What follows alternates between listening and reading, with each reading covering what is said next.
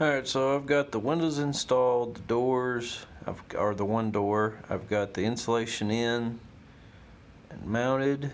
Electrical has been installed. It hadn't been inspected yet, but we got the outlets installed. I had to chase underneath the floor that I put in. Let's see, I have it all demoed for the walls that I'm repairing.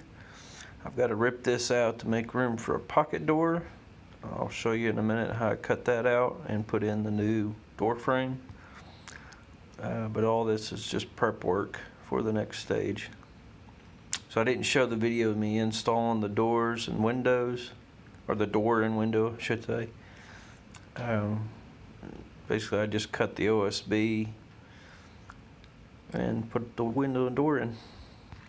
Alright, so here's the pocket door, and I've got these window openings framed. So this is ready for OSB insulation and drywall. And you will see here that this slab is really crooked because that header board I put in is level. So we're about 1 inch out.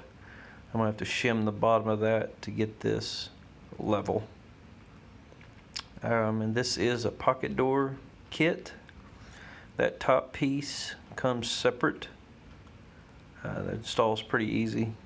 You just slide this piece in. That very top header piece actually comes attached to the side, and it's just 2 screws that hold it to the frame.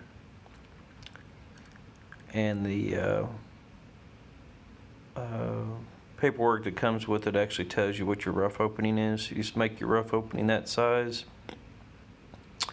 Put your top piece in with those 2 screws and then slide it into place and screw it in. Just make sure that it's relatively level. You're ready to go.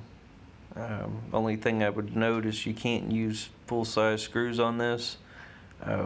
When you get ready to put your trim and everything on, realize that your door is in that pocket, and you need to make sure that your nails and screws don't interfere with the door sliding in and out. So, ready for the next phase.